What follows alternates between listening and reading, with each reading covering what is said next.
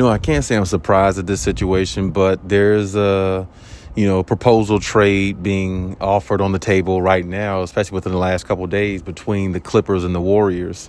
And the Clippers and the Warriors basically have, set out, a possible trade possibility for Paul George. And as you see on the screen here, you see what the what the proposal would be. Jonathan Kuminga, you got Peyton and Wiggins, and you got a few picks as well. So and when I look at it from the standpoint of just the trade itself and the proposal itself, it looks good on paper, as you see here. But at the same time, is it really, valuable? Is it really worth it? You see what I'm saying? To go after this trade. Now, me personally, that's a lot of good talent that the Warriors will be offering the Clippers, and some future picks for Paul George.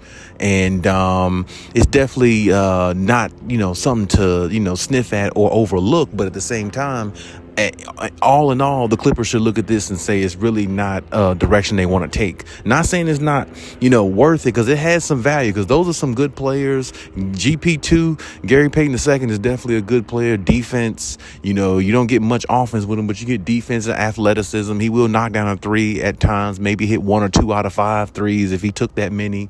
Kuminga's not a shooter, but you do have defense, athleticism. Then, when you look at the whole situation, those are good role players that can fit with a team. Paul George is supposed to be looked at as a star player. So when you think about that in its totality, I don't know, or I don't really see the fit in regards to, it helping the Clippers. So honestly, if I were the Clippers, I personally wouldn't take this trade. People always try to say, future picks and things like that is always good to take and have in your back pocket as an organization, so you can utilize it as leverage for your next trade, which that's very true. But getting picks and a bunch of role players back, it's good leverage, to use for your next trade. But that's the next trade. That's not saying that you'll be able to make that trade this offseason. That might come the season after. You see what I'm saying? So Clippers need, winning, players. They need star players. They need all they can get now, because there won't be no year after this year, I don't think, with the Clippers. I think the Kawhi PG era is over with after this upcoming season if they don't win the championship, or, as I always say, as you heard me say, bare minimum, at least make the finals. So, really the Clippers are at a standpoint where they have to either win it or nothing, and that's the way it's been for them the last few years. So they don't really have time to just get a bunch of role players and pieces and things like that, because they already have good pieces. I personally would, the piece they have now, I would keep over, GP2 and Kuminga and all them, because I definitely like Norman Powell. Norman Powell, I would take him over those players right now. And the Clippers have Norman Powell. And that's what I'm saying. The Clippers have good depth. You got Rocco on the bench. You got all these type of valuable type pieces. Why entertain another team's pieces and what they have if you already got depth and pieces? The only thing you need is your main 2 stars to stay healthy enough for all your pieces to gel with your stars and try to go out there and win it. That's all that needs to happen with the Clippers. Nothing else. That's it. So if I were the Clippers, I wouldn't even entertain a lot of these, mid-level, trades that teams are trying to throw at them with all these bunch of, good role players and pieces of guys to add to your team when you already have depth. You already have superstar players. You already have a good coach. You already have decent recruiters, and Jerry West and people like that. And you got Steve Ballmer, the owner, with all the money in the world. So, I wouldn't be entertaining these teams with, pieces that can help you win a championship when you already have that. If I were the Clippers, I'd only be going after big fish right now. And the fact that we heard that Damian Lillard, or reports that Damian Lillard has no interest for the Clippers or the Celtics, that could be looked at as a huge setback, especially if the Clippers were trying to pursue him, in which they were, heavily, understandable.